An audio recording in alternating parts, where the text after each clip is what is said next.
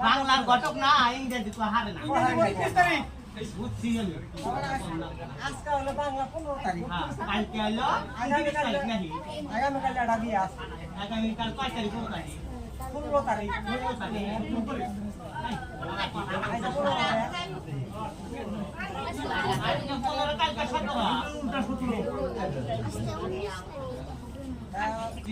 ঠিক করে তাহলে বিয়াটা কিন্তু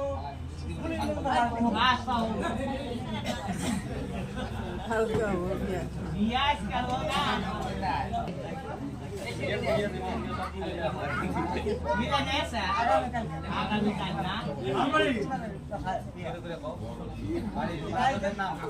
আর রাইতে সবাই যাবেন লাগবো